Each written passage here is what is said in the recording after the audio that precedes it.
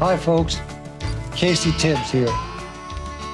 What you're watching right now is a group of cowboys and their families getting set up to participate in team penning, the fastest growing horsebacking sport in America today. And while they're doing that, I want to talk to you a little bit about team penning. Understand it's spreading like a prairie fire all over the country. I believe the reason it's gaining so much popularity among cowboys and audiences alike is that it's the first arena event to come along the entire family can be together. Even the kids, they can team pen in the junior division, or they can be part of the family team with their parents or their kin folks in open competition.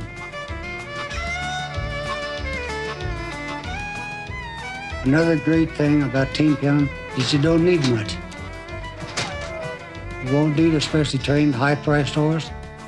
Just a good working cow horse will do fine. Generally, there's no restrictions in team penning. Anybody can team pen with anybody else.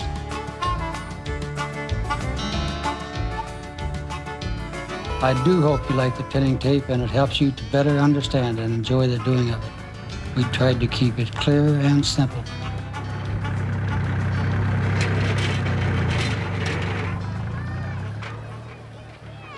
The Taylor team stops the clock with a good time of 52.93. Hi there, I'm Peter Brown, your host of the Penning Tape. The next 50 minutes or so, we'll be acquainting you with the rules and basics of team penning. Come on, Scampy. As well as some of the strategies involved. You know, team penning is rather like basketball and other sports. It's a contest in which team effort is the single most important element. There'll be demonstrations and tips from the pros to help you better understand and improve your performance in this very fast-paced sport. That was me they just announced, so I got to get with my partners. I'm in the next go-round. I'll be right back. It's all being recorded on Maxell video. On second thought, why don't you meet me in the arena and we'll feel what it's like to get in the heat of this thing together, okay? Come on, let's go. Oh, by the way, there is a dress code in team penning you'll want to pay attention to, and in sanctioned events, strictly enforced. You must wear a Western hat, riding boots, and a long-sleeve shirt or jacket that covers the arm to the wrist. Now, that's not too tough for a cowboy. As they go out of it. And that was actually the first bad draw of the day. For the next team in the arena, please. It'll be team number 28. Christina Wayborn, Josh Baxley, and Peter Brown. Stay on for 8 seconds, Roy. We're certainly grateful to the good folks at Sparklets for providing us with all the cool, fresh, pure water that we can drink today. It is a hot and dusty one. Another one of our sponsors here today are the Old West Outfitters, merchants of authentic frontier apparel and dry goods out of Scottsdale, Arizona. Flaggers and timers are ready. Your number is 555. In short, team penning is when 3 riders enter an arena, gallop across the start line, and separate 3 same-numbered steers from a herd of 30. Then drive them back over the start line to the opposite end of the arena into a holding pen under a 2-minute time limit. The fastest time wins. Sounds fun? It is. And like Casey said, it's spreading like a prairie fire.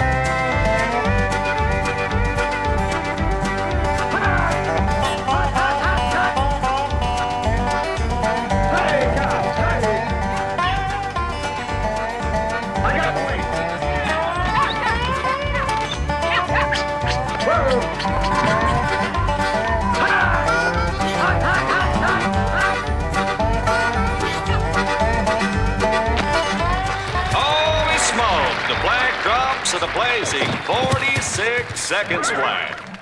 Great work, Cowboys. Super.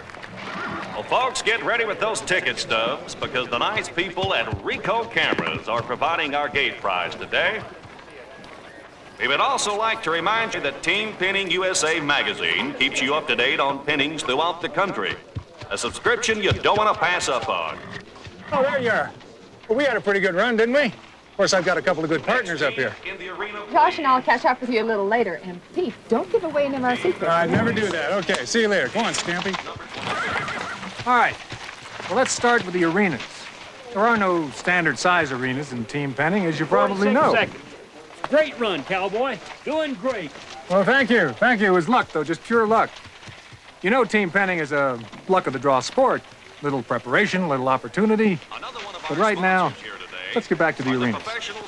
Generally, arenas range in size from 350 feet long by 200 feet wide to a much smaller one like we're using, which is 240 feet long by 120 wide, which I happen to like because it's easier on the cattle.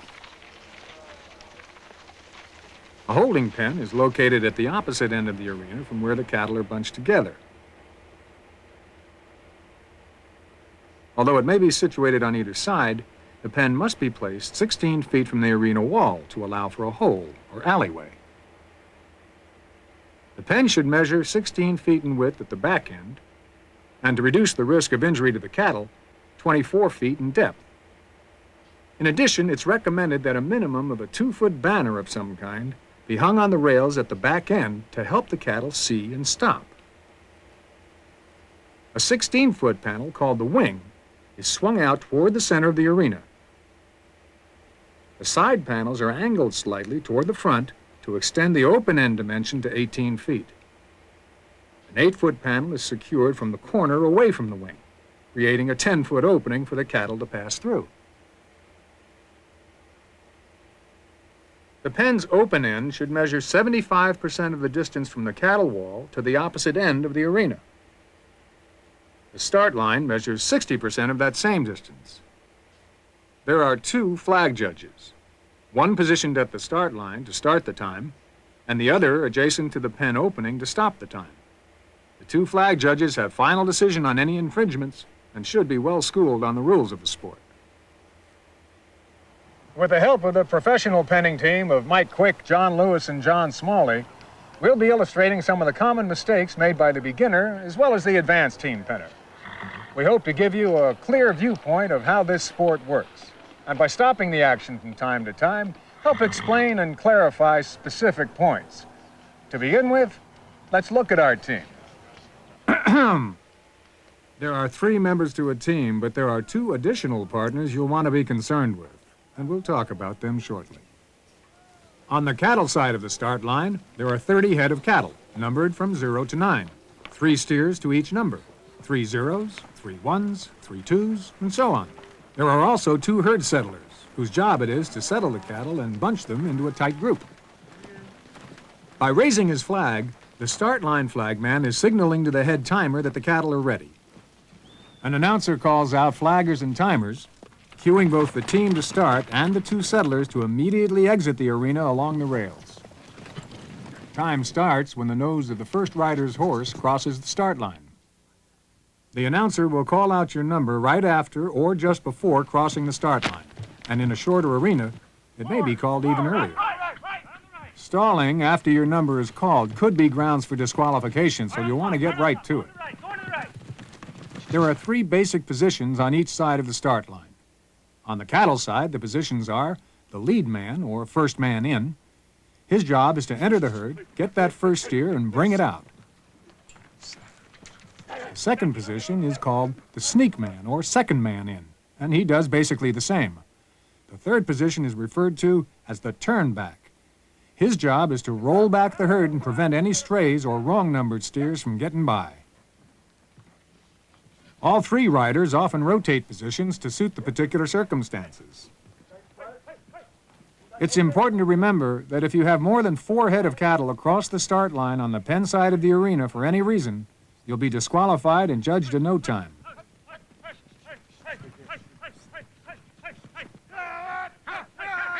On the pen side, The rider positioned off to the far side and away from the pen is called the pusher or swingman.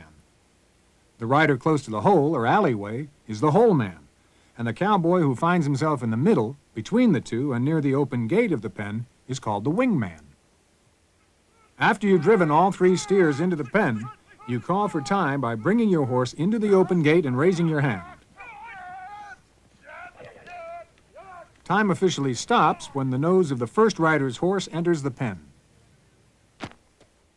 Before you enter the arena, have a plan of attack, like who's going to go into the herd first, who's to follow as the second rider in. Communication with your partners is essential. You know, good teams are talking to each other throughout the run. I got 2, or there's a number 7 in the corner to your right. That's communication. The key word in team penning is team. Like my old drill sergeant in the Army used to pound into us, T-E-A-M. Together, everyone accomplishes more. After your cattle number is called, it's not a bad idea to repeat that number aloud to your partners, just to make sure everyone has heard the correct number. And when you enter the herd and find your number hidden behind another steer, don't stop and look for it. Instead, hit that herd and move them. Cattle are herd animals and often difficult to keep separate. So once you've gotten your steer isolated, put pressure on and keep pushing. You don't want to get beat, and that's exactly what will happen if that critter outmaneuvers you and rejoins the herd. Now, if you can drive that first steer deep enough down the arena, it's likely to stay put by itself and help entice the second one by providing it with a little company, rather than returning to the herd where all hell is breaking loose.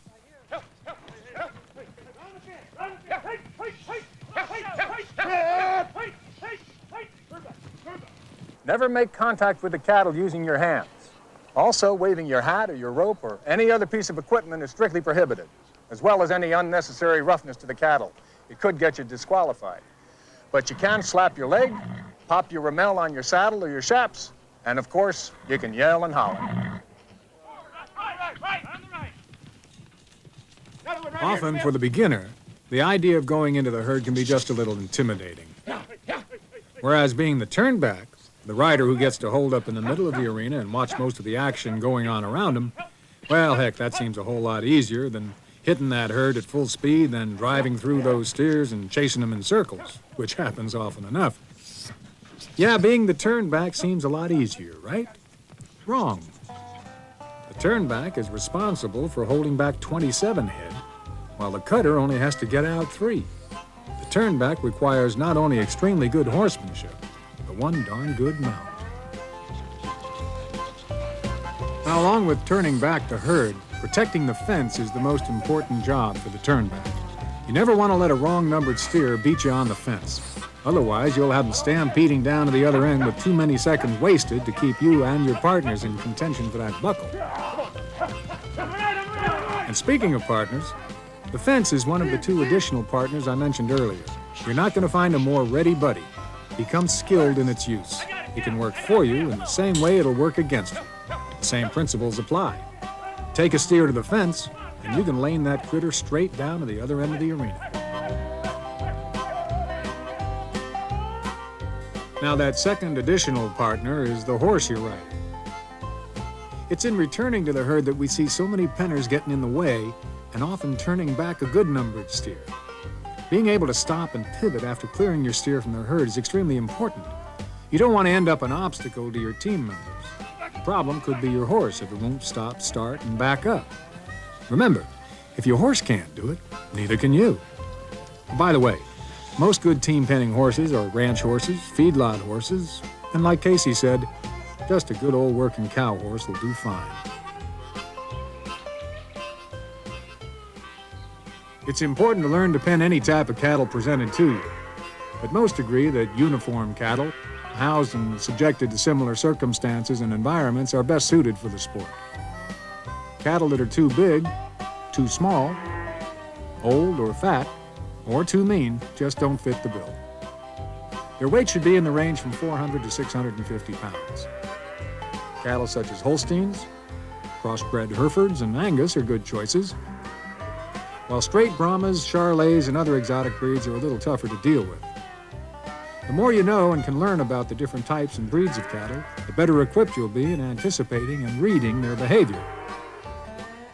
Oh, I know there are some folks who will try to convince you that unless you've been born and bred on a ranch, you don't stand a chance. Not true. Breeding cattle can be an acquired skill, and paying a little attention isn't a bad start. Now, penning the cattle calls for a different attitude than the hot spur approach used in hitting the herd. A different way of thinking. In visualizing an image, the funnel comes to mind. It's wide at the top, in the herd, and slowly narrows down to the bottom, the pen. A barrier tactic, referred to as making the line, describes the positioning of the team as they come together, side by side, and drive the cattle down the arena. It's simply a matter of catching up or holding back for the rider bringing out that third steer. Next, you'll want to influence that third steer into grouping together with the other two and continue in a natural flow down the funnel to the pen. That flow is important. You don't want to have those jerky stops and starts, giving the cattle time to think and the opportunity to duck and dive on you.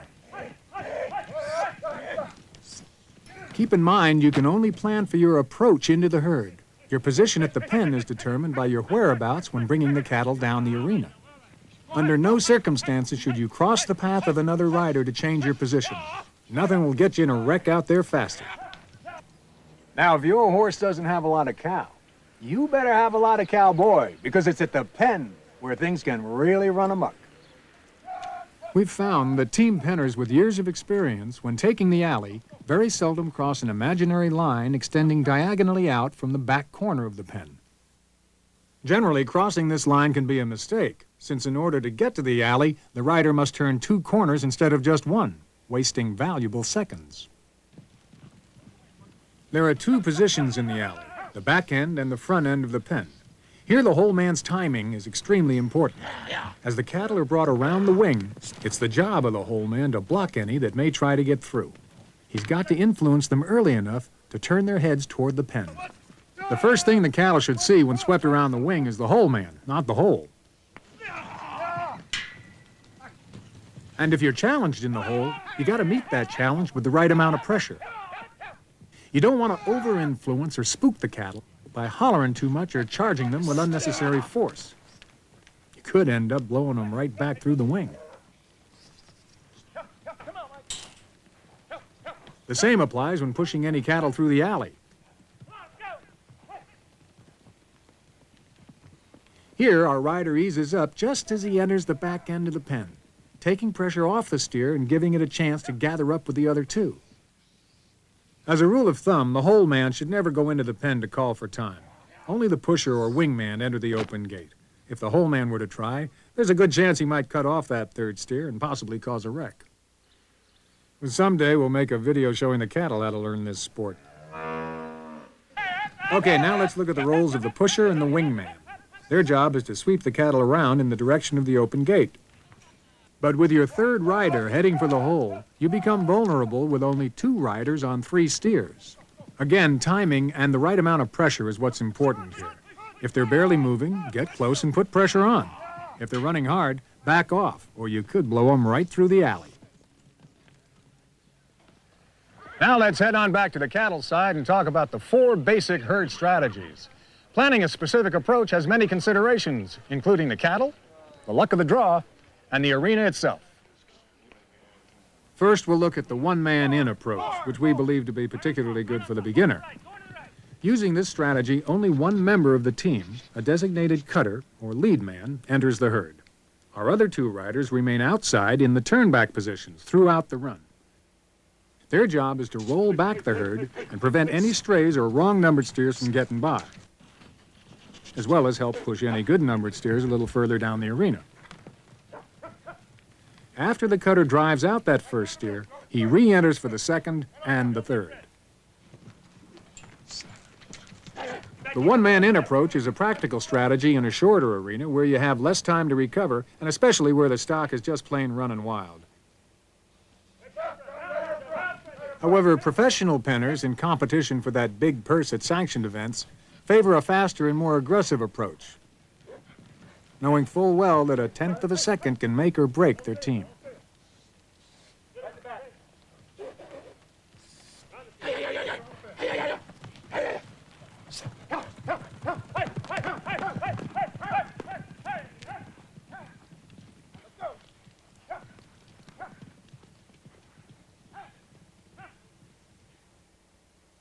rotation system is by far more competitive with more than one rider going into the herd. It works like this. The lead man, flanked by the other two riders a short distance behind, will call out in which direction he'll enter the herd. If he enters to his left, as in this situation, the rider on his left becomes the turnback, while the rider flanked to his right is assigned the second man in position. If the lead man enters on the other side, then it's vice versa. In other words, it's the side on which the lead man enters the herd that determines the assignments of the other two riders. The second rider enters the herd only after the lead man clears that first steer or when it's feasible to enter without stampeding him down to the other end. The situation dictates who goes after the third steer. But remember, with this or any other strategy, there are always two turnbacks holding the herd for the cutter bringing out that last steer.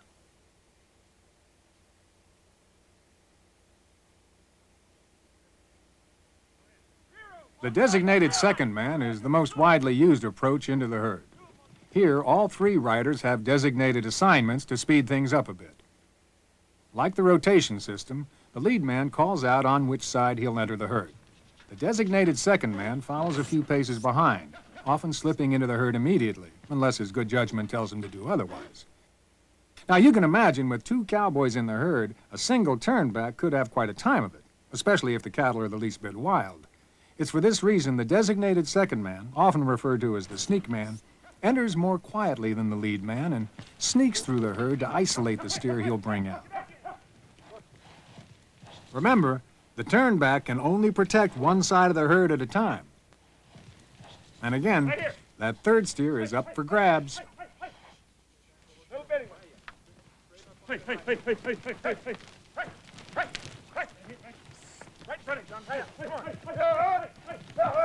An additional key ingredient to the designated second man approach is called the switch.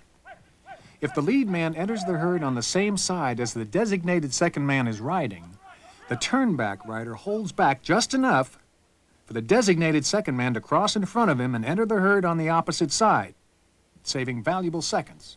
This is the only situation where it is ever necessary to cross the path of another rider. The shotgun strategy, with its double-barreled effect, is fast, but often difficult to pull off. The only designated rider here is the turnback, trailing a short distance behind the other two. It works like this. The first of the two front riders to spot a right-numbered steer and calls out its location is first to blast into the herd. The other rider follows as the second man in. Calling out loud enough and letting your partners know that you're going in first is very important. Now, what makes this strategy difficult is when both riders call out at the same time. It's hard to hold back at that last second. And who decides which riders to go in first? Remember, two riders hitting the herd at the same time could cause a stampede and result in a very unhappy turnback. Now let's return to the pen side and see if we can get you into a little trouble there. Was this an example of a single rider failing to stop the steer and turn it back toward the pen? It looks that way. But in fact, his job here isn't to stop and turn the animal. His job is to block and slow its speed. A steer with its head down and charging this fast back to the herd, you're going to need a little help from your friends, a little teamwork. The rider does the right thing here. By slowing the steer's speed, he's helping to control the animal for the backup rider, whose job it is to stop and turn it. He would never have been able to do it by himself, not in the time needed to take home one of those buckles. When sweeping the cattle around the wing and the pusher goes too deep, the whole man charges with too much force, or as in this situation, the steer is just plain overridden, a technique called rotate and adjust comes into play, a skill you'll want to learn and practice. Here, all three riders rotate and adjust. The wingman charges after the escapee, the pusher rotates to protect the wing, the rider pursuing the steer returns it through the alley, and the whole man clears to the wing. The pusher then readjusts back to his original position, and the rider driving the steer through the alley now becomes the whole man. In theory, you can only pen them as fast as that last rider can get into position. 90% of the time, the need to rotate and adjust will be at the wing, involving only the wingman and the pusher. Remember, cattle can be ornery and frustrate even a seasoned penner. If there's a hole or an opening, they'll head for it, you can be sure. Once the steer learns it can outsmart you, you're likely to be in for one heck of a ride.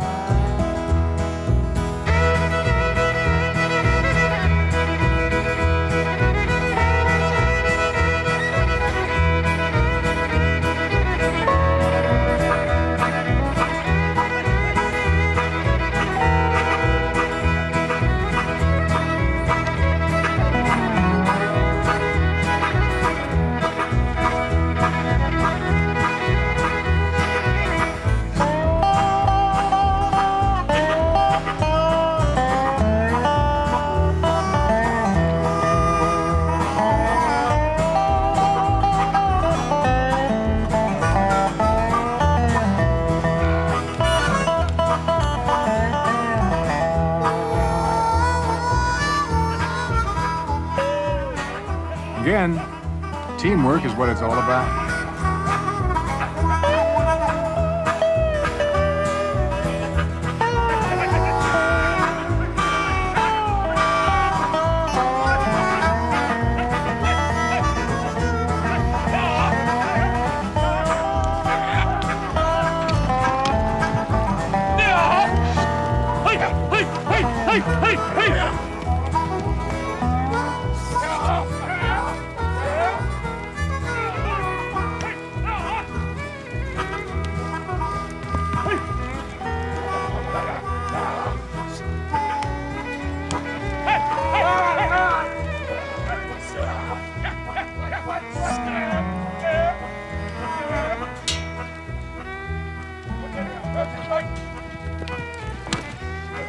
Well, let's meet the three cowboys you've been watching for the past half hour. They might just have a few worthwhile tips that could come in handy.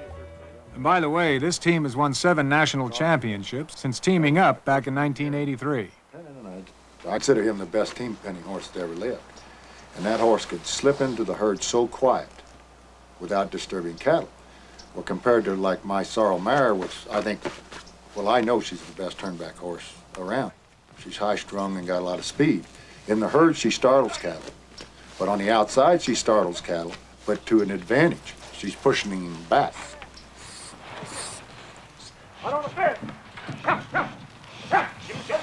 John's horse is as good as they get. He slips right in that herd. He can get the cattle out quick without disturbing the cattle around him, the odd cattle around him. Most of these are bridle horses. Horses that bend the bridle or broke really well. They're your best horses. They've tried these cutting horses, and a lot of them got way too much cow.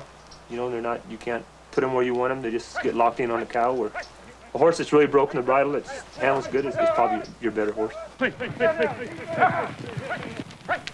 So we stress the teamwork, working together, just becoming a team. Communication. Communication. Getting people thinking the same way. And getting them on the same wavelength. Plus, when you go in first, you become a better first man. The more you go in second, the more you learn how to go second, and same with the turnback man. The more you turn back, the better you get at it, and the easier it is to make that blend. The first system we're going to see is the one-man in. That's when the lead man does all the cutting and the 2 other riders stay on the outside and do all the turnback work. The advantage of the one-man in system would be where you have 2 very inexperienced riders and horses, and you're trying to get them used to the sport. And you have one rider who is more experienced, can do all the cutting where you know that he can get them out. it's a sure way of getting them out, but it's a lot slower. Once I spot the first steer, I'm not looking at the rest of them steers. I'm trying to get him out, and then when I come back, as soon as I turn around, then I'm starting to look for the second steer. So you've got from 5 to 10 seconds there that's dead.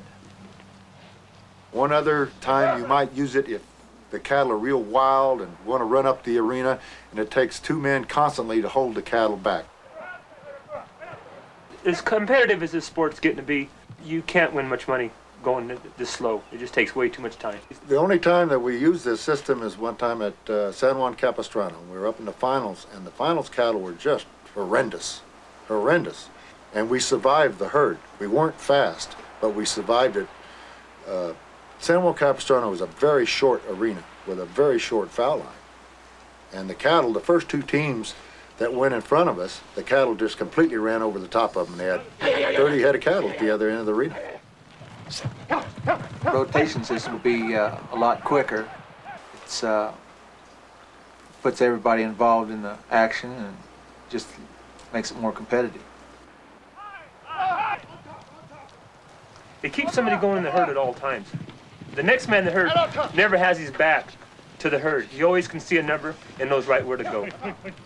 It takes a little timing. It depends what side the steers are set up. It's how fast you can go. Mike goes in. He was already looking at the herd. He's got a steer spotted. The system just is so much quicker and faster. You always have one person in the herd at all times until you get all three steers out of the herd. You're either a turnback man or you're bringing out a steer. Right here. Depends on where your cattle are set up and how they're coming out of there as to who gets the third one.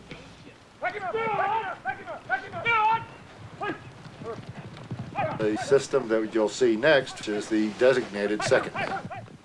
What it does, it lets the first man go in and the second man can sneak in there and get a start at getting the second steer out.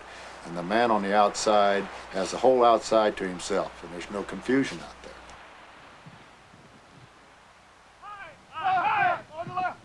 The second man just follows the first guy in. If there's two cattle on the left, I can go in right behind John Smalley and just keep coming right behind him.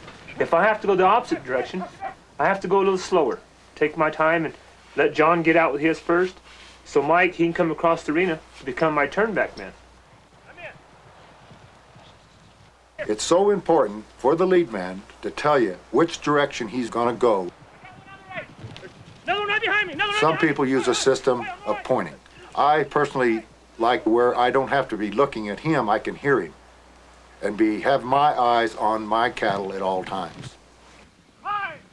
One important thing about this designated second man in system is John Smalley goes in and he goes to the right. John Lewis and I have to exchange positions. He crosses behind John Smalley and in front of me. That's where the switch, what we call the switch, is done. If John Smalley goes left, then no switch has to be made. It's a very technical move, but has to be done to effectively run this system. This is a shotgun system.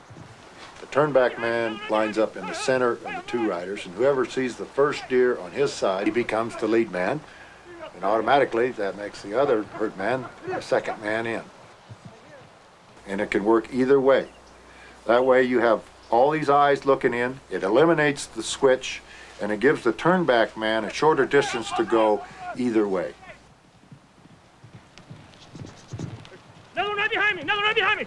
Communication is so vital in this because if you sound off at the same time, it could be a confusion of who's going in the herd first or second. If both guys holler at the same time, or if nobody hollers, then both guys are holding up and nobody's really getting in the herd.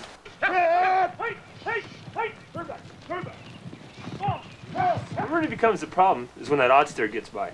Usually the first thing that happens, they go to chewing on me for letting him by. That's where it usually happens. But it's the biggest single killer there is in team penning. Biggest destructive force, because it pulls everybody out of shape and position. It'll cut your team down to a two-man team because one guy's got to go get that odd steer and try to get him back up there before you get to the pen, because you'll lose more time at the pen than you would if you cut him out before you get there. It just breaks your whole team down. That's what it does. You've got people running down the arena getting your extra steer, where if you don't let them get by, your team stays right there together, and you're a team. Then on occasion, you'll have a steer that just runs out of the herd for no reason at all. Just takes up the arena. There could be a steer in a herd that's not settled real good. He could come out right up through the middle of the arena. He could come out along the fence. There's no really any certain spot that's worse than the other one, I don't think, unless it would be along the fence. That probably would be the biggest place it does happen, is a turnback man has to be so protective of the fence, because when he gets beat on the fence, the steer has no place to go but up the arena. Where if he can get a steer on the other, away from the fence, he has an opportunity to sweep him back. For me, when I lose a steer, it's usually on the fence. He's beating me on the fence, and then it does cost him. But there's been times when the person that's bringing the steer out comes way too hard. Two people couldn't turn the cattle back. So maybe sometimes it is a tournament man. Sometimes it's the guy bringing the steer out. If he comes way too hard, you couldn't expect a man to turn. If he comes out with 6 head and you only got one tournament man and it comes really hard, you can't expect a tournament man to turn all them cattle back. And then it might be the guy's bringing them out's fault. Don't let an odd one beat you.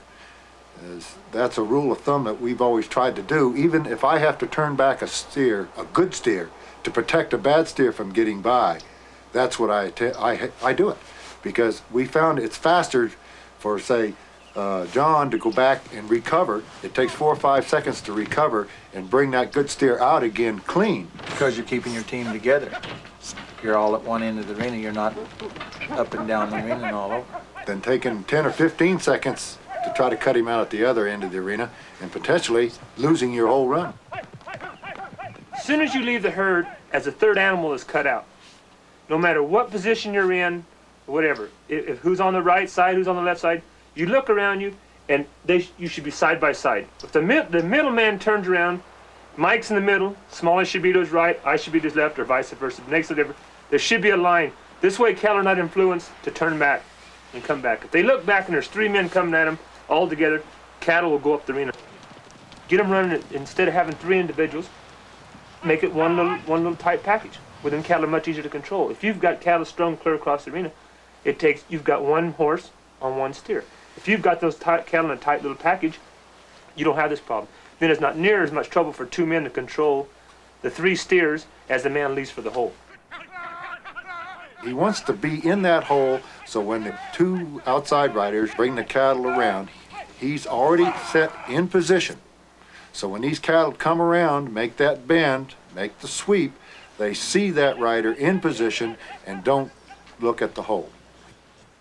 But you also got to look, if them cattle are looking right down the hole, to back off. Give your whole man a chance to move up a little bit, get them cattle committed away from him to go in the pen. He can cause a lot of wrecks. He'd come way too hard, push the cattle right down the whole man's throat, where, he doesn't have a chance of stopping the cattle. But if your cattle are coming around against the fence, he has to move up a little bit to get those cattle committed off the fence, toward the pen. If the cattle are not challenging him, he might just sit there and not do a thing, because he might make a big move and turn the cattle back on the 2 guys that are bringing the cattle to him. And also, if we were talking about our wingman, is a most common mistake is a lot of novice riders will run in there and park themselves right on the end of the wing. Well, then all they've become is an extension of the wing instead of funneling those cattle into the pen. The closer you get to the pen, your outside man gets ahead of the other 2 riders just a little bit to influence them cattle toward the pen. So the tighter you can come around the wing to that pen, the quicker it is. If it's when you get closer to the pen that your sweep man goes off to the left of the cattle and kind of gets wide to influence them cattle to not go to the farthest corner and come around closer to the wing as you can. Of course, that cuts off more time. It makes it a quicker run. Once you get those cattle going, they'll usually go on. If you haven't got that line straight when you first start out of there, and the outside guy gets ahead of him, on either side he's liable to set something up. But once you get them cattle moving, then you can start going to your pen. Although you're maybe halfway up the arena, you're already starting to pin those cattle. That line's real important at the beginning. Once you get halfway or 2/3 of the way up the arena, you should be going to the pen. Like John says, you come on around and start cutting that corner off.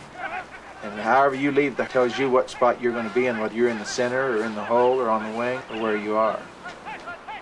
The odd steer, letting an odd one by, breaks more teams down because you're pulling people out of position, you're breaking your routine. And even if you get him cut out in the pen clean, it still takes time to take him back. Even if you get him cut halfway up the arena, you've lost your momentum going to the pen. It's generally luck if you can get him cut out on the way to the pen. There's not really much that you can do to cut him out. He has to either be in the front or be in the back. Then he's easy. But it generally depends on luck to make this come out clean by the time you get to the pen. You try to cut him out before he gets to the pen. If you don't get that done, then you got to go ahead and pin him. But one thing you got to watch cutting him out too early is turning your other good steers back into the herd. But you're better off, if you can't get a clean shot at him, you put all 4 steers in the pen, send 1 man into the pen to cut out the steer, and 2 men have to protect the gate.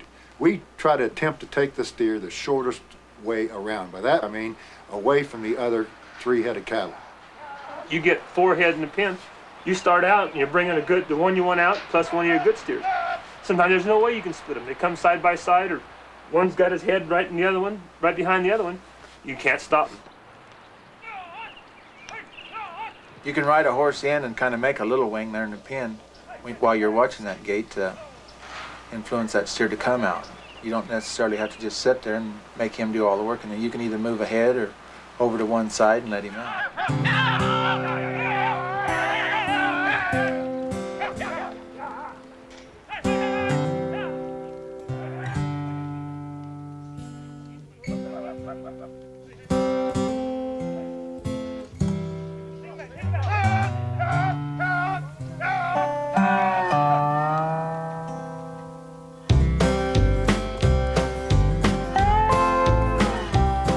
Remember the 3 basics of team penning.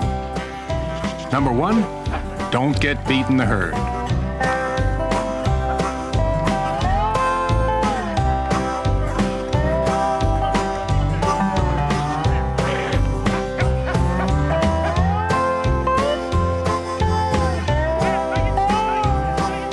Number 2, don't let a wrong numbered steer get by.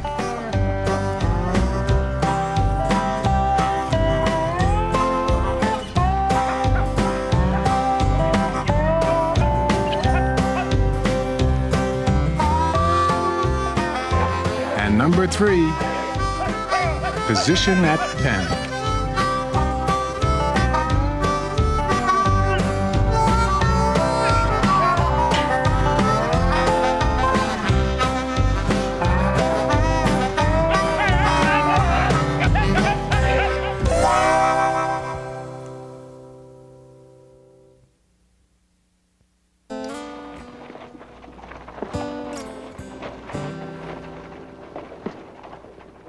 See you at the next one, Pete. Had a great time. Adios, Pete. Thanks for coming, you guys. We appreciate it. Well, we sure enjoyed showing you how this great sport works. Before you get saddled up, though, we'd like to advise you to take a look at that written set of rules. Also, if you need to learn more about where and how to get started, well, just contact your nearest team penning association. We've enclosed a list for you. I'm Peter Brown. Hope to see you at the next penning. All the best. Adios.